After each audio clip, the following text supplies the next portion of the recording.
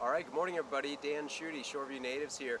Thought we'd bring you to a site this morning and just kind of show you what we do for preparation before we get started with actually planting things. So this area behind us here, you can kind of see it's got that bare soil look, and that's because it was under a lot of buckthorn. There's a pretty thick stand of chokecherry in here. And so the landowner thankfully removed all the buckthorn above the surface of the ground. And then we brought in a little backhoe, and those buckthorn roots are relatively shallow, and so with the little backhoe tractor, we were just able to grab what remained of the roots and just pull them out. You can see it's pretty clean here. We use a really heavy-duty black plastic, which you'll see more of here in a second. And so the little sticks and incidentals that are poking up here, we don't really worry too much about because we know that plastic can take that abrasion and it'll sit there. So here we are, it's September 28th, and we'll put the plastic down today, and then we'll come back in the spring, probably late June, and a lot of what you see that persists here is going to be dead and gone, and then we'll get started with the native perennial planting process. So we'll keep giving you shots, kind of a few tricks that we know about putting this plastic down, and show you what the process looks like here in a second. Alright everybody, we're a little further along in the process here of smothering this space that we're getting ready for a garden next year.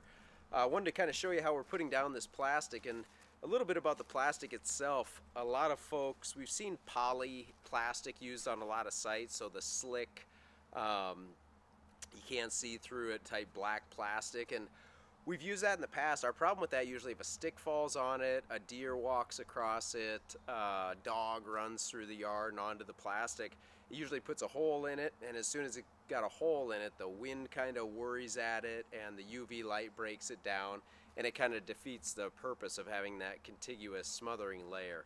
So we use a woven, it's called a woven geotextile fabric. It's really heavy duty stuff. We cut this one so you can kind of see the frayed edge there.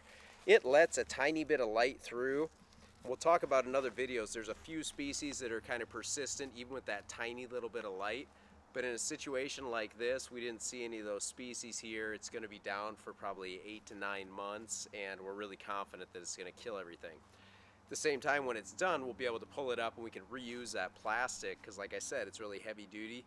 So as opposed to having just kind of a torn up wad of that poly, we get to fold this up and then take it out at our next site too, which we feel a lot better about.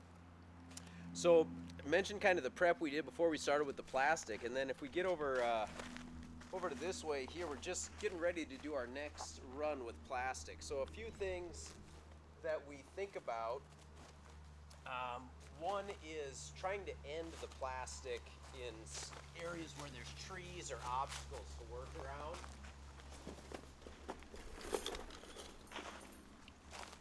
So over here you can see we kind of terminated this plastic right at the base of that tree, and what that allows you to do is not make a big slit in your plastic. Then it's just a little slit and a couple of folds, and you can work right up to the base of that tree. So we did that in this area, worked around a few obstacles, and then just getting ready to start this run, and I thought I'd kind of just chat people through a few of the tricks that we use to get this stuff tight so you don't have any problems with the wind pulling at it or it getting dislodged some other way.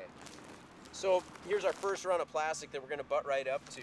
We usually do about a 2-inch overlap on this stuff, so we'll put this down here first, and then we'll use this 6-inch landscaping or sod staple, and we'll just pound that in the ground so we've got our corner anchored.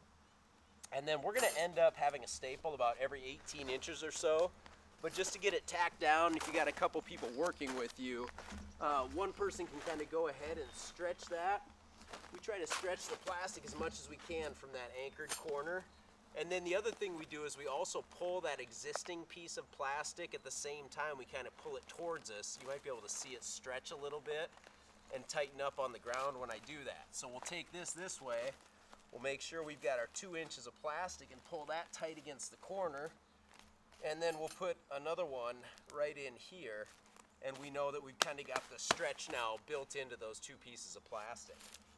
So somebody could come along behind me here, this is already tight. What they'd want to do is pull this tight again, get that extra stretch out of that plastic, and then put this one right there, and just pound that in. We'd probably put 2 more in that little section there. So Now it's just a matter of kicking this roll down, and we'll do more of the same until we get to that next big tree down there, and that's going to be something we'll have to just cut a slit and work around.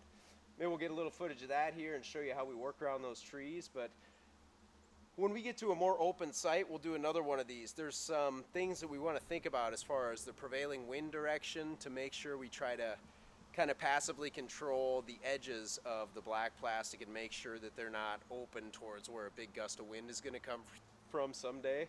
So we'll talk about that in another one, but stretching the plastic tight is kind of a big deal when you're putting it down. So whatever you can do to get that slack out of it and get it nice and tight down to the ground seems to really help.